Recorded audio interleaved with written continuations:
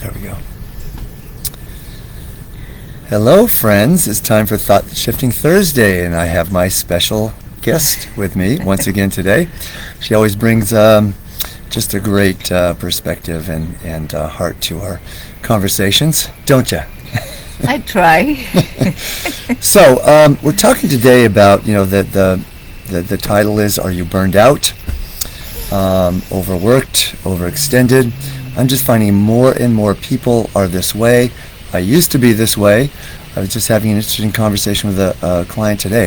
And I'm wondering if that might even be my coaching niche, coaches these days are all about, defining their niche. And I never have, because I get most of my clients from, word of mouth, from personal appearances.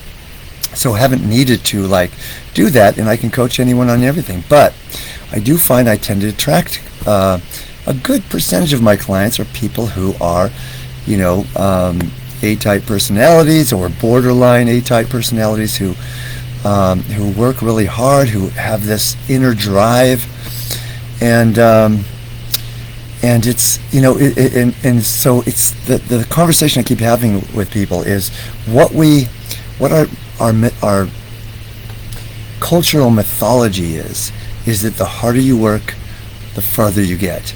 And what we have found, what I and all of my teaching is all about, is that it's the opposite. The more we create a balanced life, the more we create spaciousness in our life, the more creativity that can come through, and therefore we end up working smarter, not harder, and getting better results with less time. So I'm going to share a little bit more about that, but I just want to ask you, how do you create balance in your life? Because you've got a pretty good balance, and so do I. And how do you see me creating balance in my life? You first. I always think of exercising and trying to figure out how to relieve some of my stress in some positive way, so that I can be productive when I sit down in front of a computer. And if I'm really stressed out, I put music on and I start dancing. I go out and get my nails done, which is what I did yesterday, because I was pretty pissed off yesterday. Show the people your nails. I was very stressed out. We had some painting and a little bit of construction work going on in our house, and that always brings out chaos. And I was very stressed out. I like my house tidy. It doesn't have to be really 100% clean. I've noticed. But I hate things that are out of place, and so it creates a lot of stress for me when I see that. And so I went out and I went and exercised, and I went and got my nails done and came back, and I asked for help. I also do that. I'm like, I can't do this by myself. Very important.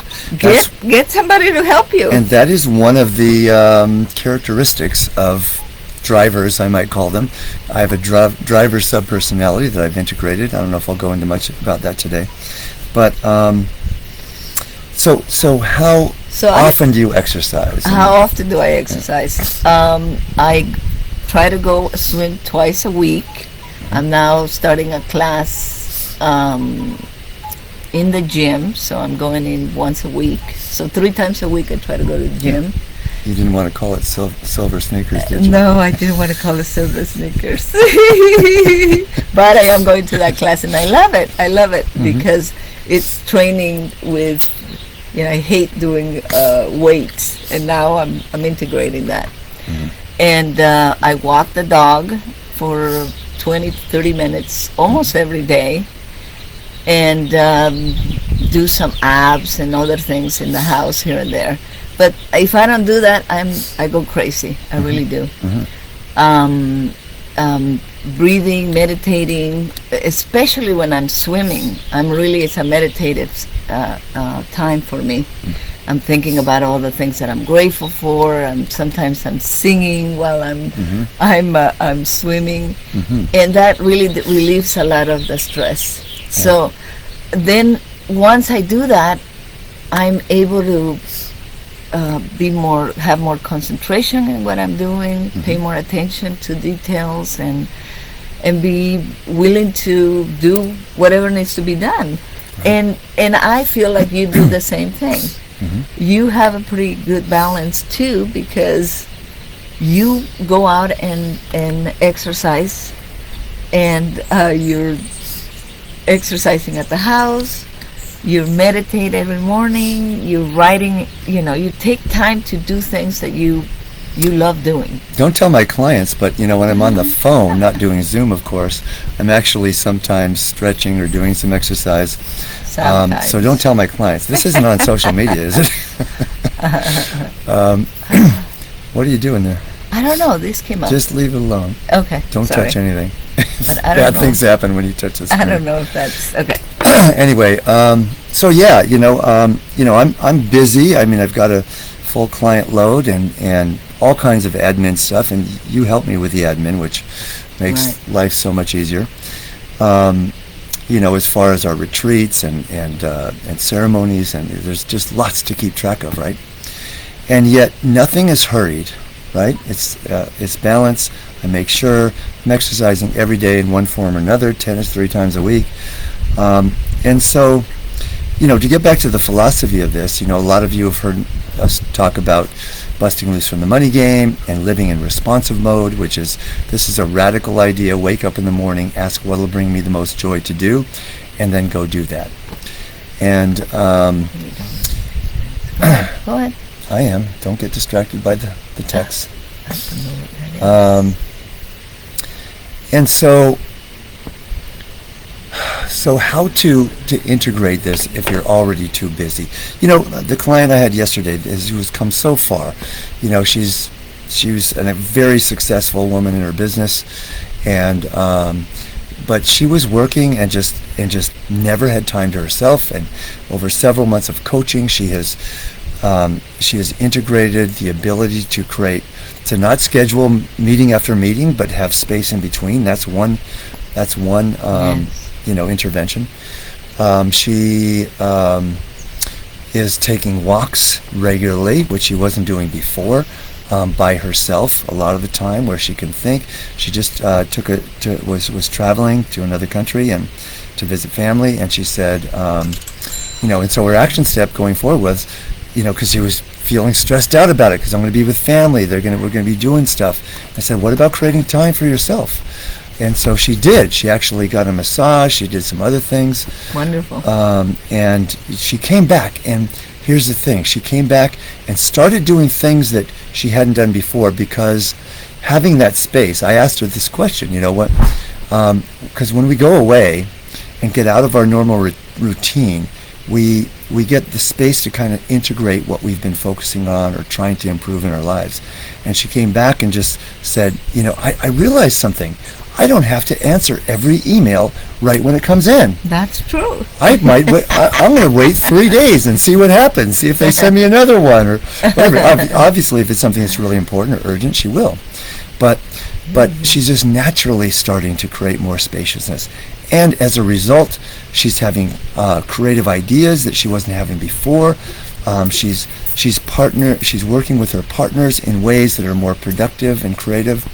And I tell you, I don't have time I could talk for hours just about demonstrating how from living from an inner experience of freedom and joy and spaciousness, that my life, my business, my relationship, everything, that's something we haven't done. 2 days a week, date night, from 2 o'clock tomorrow. We look forward to it all week. Fridays and Mondays. We have date night, and used to be, we'd go out for dinner and a movie, and now, partially because of COVID, we just spend the whole time making love, maybe watching a little TV, no phones, no interruptions. Hi, Naomi, love you. And the other thing I want to say about it is, if you're already working too much, the most difficult thing to do is to shift that mindset that the more I do, the harder I work, the more I'm going to get. It is the exact opposite. Now, if you went in the other direction and just did nothing all the time, then that's not going to get you where you want to go either. Right. But by continuously asking what will bring me the most joy to do in each and every situation, and identifying, it'll bring me more joy to take some time off today, right? You are telling, as I said to my client yesterday, it is the most powerful demonstration you can offer your own subconscious mind is to do what brings you the most joy. And every little thing, like my client that's something action steps a lot of my clients have, are getting a massage, taking time, going to the beach. Prove yourself that you're worth it. You're worthy. That you're worthy of that. Exactly. You are worthy of that. It's the most powerful demonstration of self-love that we can offer ourselves. And so the more self-love we have, the more self-worth we have, the more we feel we deserve, the more we show up in the world in a way that that just brings more success and joy and freedom and fulfillment on all levels. Yes. So what else do we want to say about that, about life balance? I wanted, that's the point I want to make, is that you might be saying, these people have been doing their business. You can tell that we're not in our 20s. we've been out in the marketplace for a while, and we've generated a lot of success as a result. And so when I was in my 20s, I didn't have the inclination to have as much space. Of course, you have more energy when you're in your 20s too, and I was working 75 hours a week sometimes. Thank God I realized, but and I was doing great work, but it wasn't fun. I ended up burning out, right? So you might think that, okay, we're able to create all this space because we've been doing this for a while, and we've built up our business and so on. But it's the other way around. I mean, we had built a successful lives in business before we were, really fully invested in the spaciousness model and living from a place of joy. But it wasn't, and it was successful to a degree. It was paying the bills, but it wasn't as fun, nearly as much fun as it is now that we have the spaciousness. And once we started along this and continue to expand on our spaciousness and our freedom and our joy, our business has just gone off the charts, right? I mean, clients come easily, our ceremonies, our retreats. Our retreat this year, we have a waiting list we have 30 people signed up and a waiting list. And that's been for 6 months. And it's not, that's 9 months before their retreat happens. It used to be I had to work really hard to get people to come to these retreats because it's a high-ticket item. Not anymore. I'm telling you, the more you show up with joy in your life, the more people that are attracted to you, whatever it is you're doing in business, in your life, in your career. Stuart Wilde, one of my teachers way back when, from the 80s, said it this way. Today, and more so now than it was in the 80s for sure, is financial transactions is just energy going through the air. How often do we hand cash to people anymore, right? It's all just flowing. And what he said is, if some of that's not sticking to you, you've actually got a wall that's blocking it. And the wall, one piece of the wall, is believing in what Stuart Wilde called TikTok, or this, gotta bust your ass to succeed. So we've come a long way. Yeah. What would it be like to slow down, to take more time, create more space in your day? Ask for help. Take vacations. So many people I know. Demand it. Yeah, ask for help. So many people who are entrepreneurs that I know don't ever take vacations. Man, you cannot get perspective without creating that kind of longer space, not just in your day, but a week, a couple weeks, right? Yes. We spent 10 days in Spain and Portugal recently, and where else did we go this year? Costa Rica. Costa Rica. Part Mexico. business, but mostly pleasure. And so that's our message for today. Would love for you to, maybe we could ask for like a percentage. You know, what percentage of your day? Think about this. Put a comment in the post of this video. What percentage of your day and your week is fun? And that's a great little litmus test right there. And what if you increase that by 10% and find all the ways that you can do that? Guaranteed. If it's not, money back guarantee. Oh, this video is free. That's right. Anything else you want to say? No, that you got to take care of yourself first before you can take care of others. Self-care, man. Sure. You know, if you think you can be successful without taking care of yourself first. I mean, you know, it's hard when you have a little baby, right?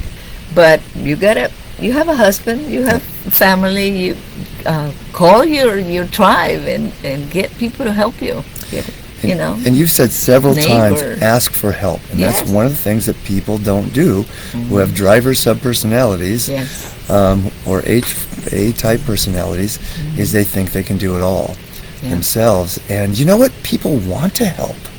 That's what builds relationships. Oftentimes, gosh, I have clients who, you know, don't want to ask for money for things, right? Especially for spiritual work that they might be doing, right? You know, when you refuse by not asking, you are robbing people. This is the way I put it sometimes. You're robbing people of the gift of giving to you. So how much help, how much joy, how much freedom, how much spaciousness are you willing to let into your life today and tomorrow and the next day? So, yeah, give us a like, share this with anyone you think that might get value from it, and give us a comment. We love you, and have a fantastic rest of your week. And we'll be thinking of you during date night tomorrow. No, we won't, but we'll see you next week.